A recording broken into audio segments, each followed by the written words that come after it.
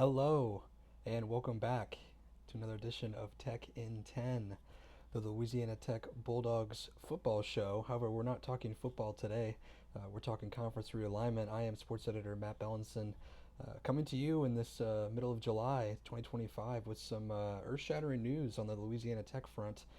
It is official as of yesterday afternoon. Louisiana Tech will be joining the Sun Belt Conference and leaving Conference USA as no later than July 1st, 2027.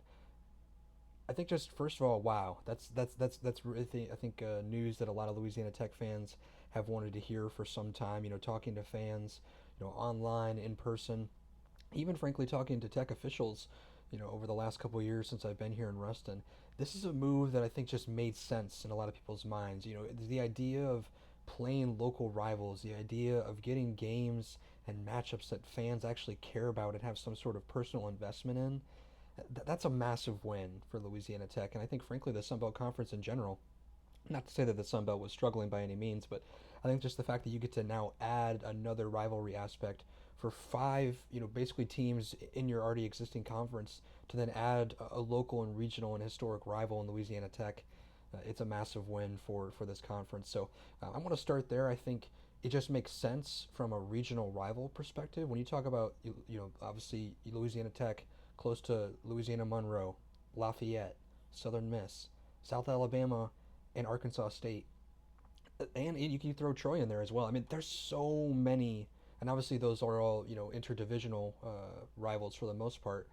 There's just so many easy local matchups that are now back on the table for Louisiana Tech. It's crazy. As someone that obviously didn't come growing up living in Ruston or covering Louisiana Tech, the idea that Louisiana Tech didn't play Monroe since the 2000 season in football, like that just never made any sense. And obviously there were a lot of things behind the scenes that played a part in that, but just the idea that local rivalries like that just were non-existent for this football program. Obviously they had some, they played Southern Miss and Lafayette and things like that, since that time, but the idea that like a matchup like ULM and Louisiana Tech on the football field just didn't happen for basically what was going to be the last 30 years, up until this point.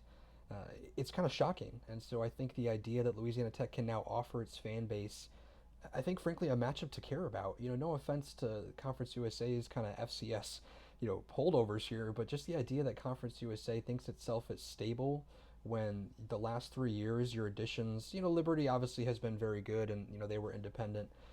But man, you're talking about Missouri State, Kennesaw State, Delaware, Sam Houston. I mean, just I don't really know how you're strengthening the conference in that way and giving yourself stability when you're just plucking from the FCS ranks. And so I think, first of all, just adding the regional rivalries was a huge aspect for Louisiana Tech. Talking to Louisiana Tech athletic director Ryan Ivey and President Jim Henderson over the past couple of days, it's obvious that they feel like this is going to benefit Tech not only just on the competition service, but Louisiana Tech and the city of Ruston as a whole. You talk about the economic impact of fans actually traveling from different states and different regions to come to Ruston, to come to Louisiana Tech, to see these matchups, to pay money to stay in hotels, to shop around town. I mean, there's just so many added benefits, I think, to this that frankly, again, a matchup with Jacksonville State, a matchup with Kennesaw State, like you just were not going to get any sort of real impact with that. So I think number one, the regional aspect of this, it just makes total sense, and I frankly can't wait to watch it, particularly in baseball, which we'll get to them in a minute. I think the second aspect of why I'm shocked, but I'm also not shocked about this move is that for the longest time, Conference USA has positioned itself as just a little engine that could. It was just still trucking along when people declared it dead. Back after the 2022 season when it lost all these teams to the American Athletic Conference, or even the Sun Belt, and obviously some other schools here and there went to other Group of Five conferences. And the idea that the Conference USA was still trucking along, and like I mentioned, was able to pull a Liberty, and bring them in, and instantly gain credibility with that move. Obviously, add again Jacksonville State, and there's been a couple pretty decent schools, added here and there, but for the most part, it's just kind of been a conference that's just been trying to slowly trudge along and basically just survive, not necessarily thrive in this era of realignment and NIL and all this sort of things that make college athletics what it is nowadays. And now you're looking at the conference, and like I mentioned, obviously UTEP is going to be leaving for the Pac-12 here by next fall, and then like I said, Louisiana Tech no later than 2027. It's my understanding that Louisiana Tech is trying its best to negotiate with the Sun Belt and Conference USA to get into the Sun Belt by the start of the 2026 football season. Obviously, that still remains to be seen officially, but that's my expectation, is that it would be the 2026 season. Obviously, that still needs to be negotiated with Conference USA and the Sun Belt. But like I said, no later than July 1st, 2027 for Louisiana Tech. And just the idea that you're losing both of those schools, and going forward, at least as of right now, you're going to be competing with 10 member institutions of Kennesaw State, Sam Houston, Middle Tennessee, Western Kentucky. You obviously have Liberty, as of right now. You just all the schools that Delaware, Missouri State. That doesn't scream a conference of stability to me. That doesn't scream a conference that's actually going to be competing on a national stage. Certainly again, as long as Liberty is in this conference, Missouri State, Western Kentucky, those are programs that have proven, just no matter where they are, that they can compete in football and baseball and basketball.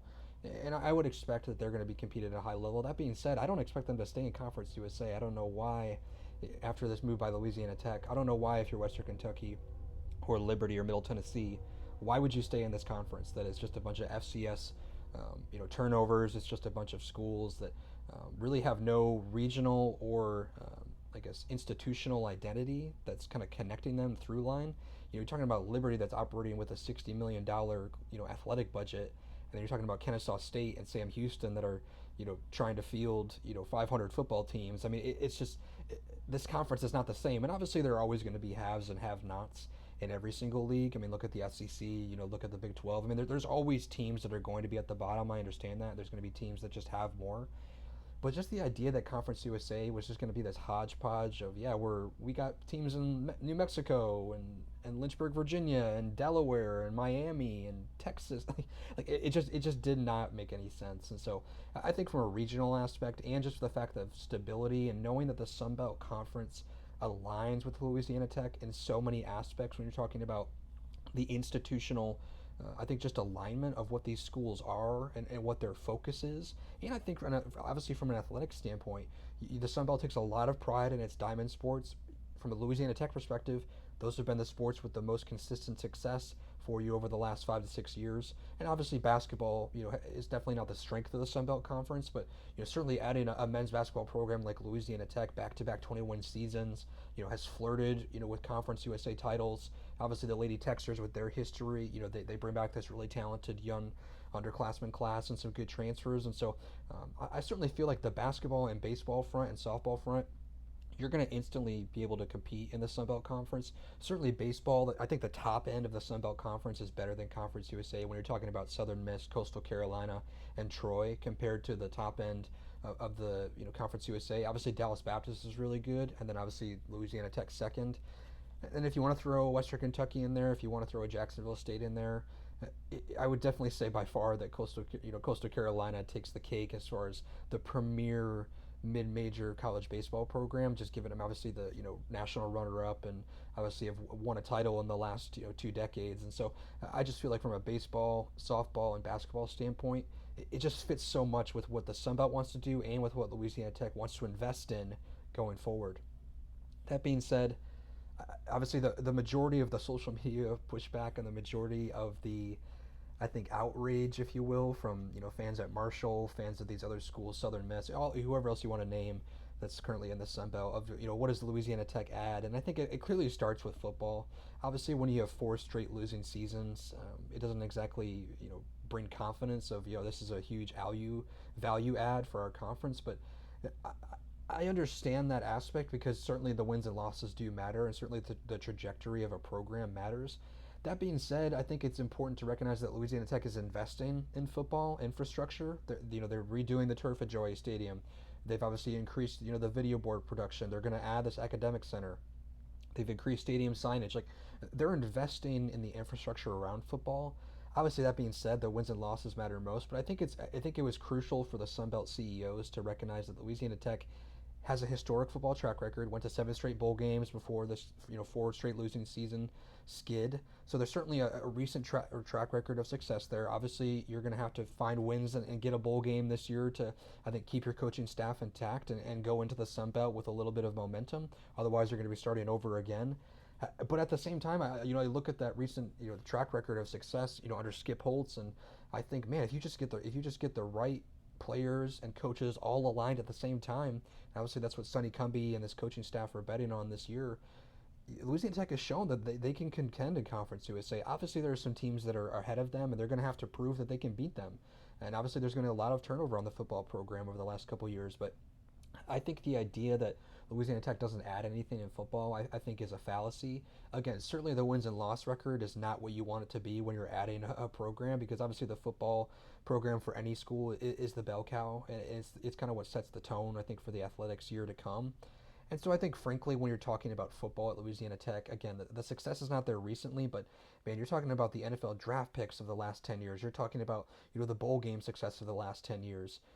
It's certainly there. And again, I think all it takes is if you can make a bowl game this year, get 6, 7 wins, find a way to make it to the postseason, earn your way to the postseason, then I think you're going to have those doubters, quieted pretty quickly. That being said, if you go into the Sun Belt Conference with 5 straight losing seasons and you don't earn your way into a bowl game and your coaching staff is potentially fired, it certainly is going to be an uphill battle, and it certainly is going to be something that you're going to have to try and sell to the member institutions and say, hey, we're investing in football outside of the the gridiron. Can they actually get the players and the consistency on the coaching staff to make the wins and losses happen? I certainly see both sides of it, but I think overall Louisiana Tech does add something in football. And again, like I mentioned before, the regional rivalries are certainly going to add something. When you're talking about just the increased ticket revenue, obviously seeing more eyeballs on TV for those type of games, people are going to be invested in those football games. They're not going to tune in on a Tuesday night to watch Sam Houston or Kennesaw State come to Joe Ice Stadium, rather than, Lafayette or ULM or Southern Miss is in town. Like, I'm going to either go to the Joe or I'm going to actually watch and be invested in that game and that outcome. So I think just overall, obviously football success has not been there the last 4 years, but I think historically Louisiana Tech has proven that it can be a football program that's invested in, and I think worth investing going forward if you're the Sun Belt Conference. So I think by and large it's a great move for Louisiana Tech athletics. Again, baseball wise and softball wise, I'm really excited to see what that looks like. I think baseball games are going to be so much fun. I cannot wait to see conference games between Coastal Carolina and Louisiana Tech and Southern Miss and Troy and Lafayette and ULM. Like, that's just going to be amazing, and I can't wait to see what the Love Shack is going to look like, when that all happens. But obviously, there's still a lot of things to be worked out. Again, the biggest one being, when exactly does Louisiana Tech start? Again, it's my understanding that the 2026 is Louisiana Tech's desired outcome and what they're shooting for. But that being said, they will start no later than July 1st, 2027. So by and large, I think it's a great week for Louisiana Tech athletics. I think it's going to be a very good move for this athletics program. And I think, frankly, the Sun Belt Conference as well. Again, you losing Texas State to the Pac-12, there was an idea that they maybe could have stayed at 13 schools. I think adding Louisiana Tech and just continuing that regional rivalry aspect of what has made, frankly, that conference so good over the last couple of years, I think it's going to be a massive win for both sides of this transaction. So looking forward to seeing how it all plays out here in the next couple of years. But for now, that's my initial reaction to Louisiana Tech entering the Sun Belt Conference. We're going to have a press conference here in Ruston later this afternoon with Sun Belt Commissioner Keith Gill and Louisiana Tech Athletic Director Ryan Ivey and Louisiana Tech President Jim Henderson. So there will be more details ironed out. And you can follow our work on our website, and you can follow me on Twitter for more updates as well. But that being said, that's my initial reaction for Louisiana Tech entering the Sun Belt Conference. I appreciate you guys listening and following along. We're going to be posting some fall camp updates here for football, I'm sure, in the next couple weeks when they return and get ready for their August 30th opener. So for now, that's going to do it on this edition of Tech in 10. I am sports editor Matt Belinson saying thanks for listening. Have a good one.